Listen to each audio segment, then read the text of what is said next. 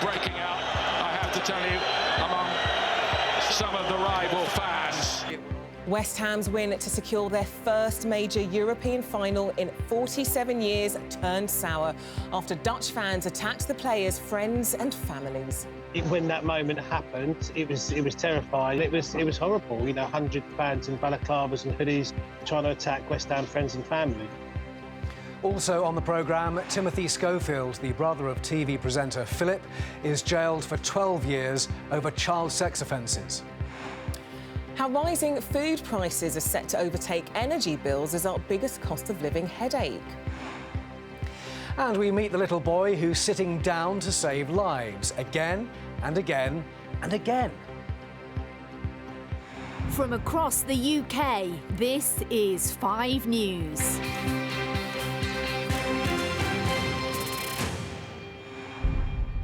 Good evening, thanks for being with us tonight. We're going to start with some shocking scenes from a big football match last night. West Ham players should have woken up today on cloud 9 after they qualified for their first major European final for 47 years, so a pretty big deal.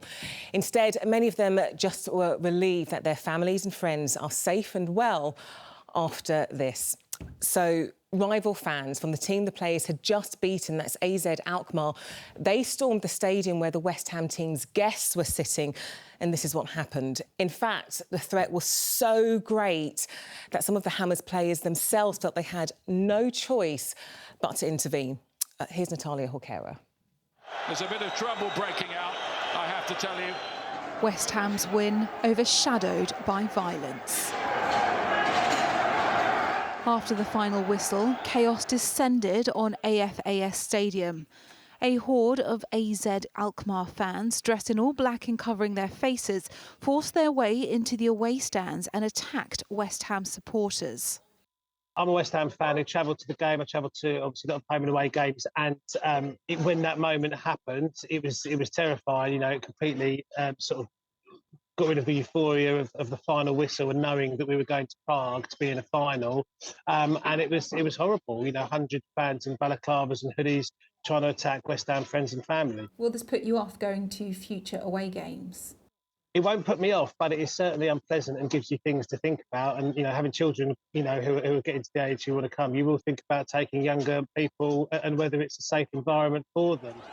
As hooligans flooded into the section holding family and friends, including the 85-year-old father of the club's manager, David Moyes, several West Ham players tried to intervene. I think the biggest problem is it was the area where all the players had their families in, friends and families, and I think that's where the problem came. And a lot of the players were getting angry because they couldn't get to see if they were okay. But look, I don't know. We need to wait and ask the officials what really happened. After 10 minutes, police were able to restore calm, although no arrests were made. AZ's manager, Pascal Janssen, said he felt ashamed and apologised for the trouble. But many believe there has been a steady increase in football hooliganism in Europe. I remember a video that was posted online from Frankfurt Ultras, sort of deterring West Ham fans from travelling to the second leg. And you look at stuff like that, and that shouldn't be happening. Next season, you've got Newcastle United fans who I'm sure will be looking forward to their upcoming European adventures in the Champions League. You have Aston Villa fans, Brighton fans who will be looking forward to participating in the Europa League and looking forward to potential European trips. They can see stuff like that and think, you know what, it's not for me. UEFA will review reports of the incidents before deciding on any action, which could result in the Dutch club facing heavy sanctions. But while the game was marred by violence, supporters don't want West Ham's victory overshadowed. Last night's win was a huge moment for the club, putting them in their first major final in 43 years. Natalia Horquera, 5 News.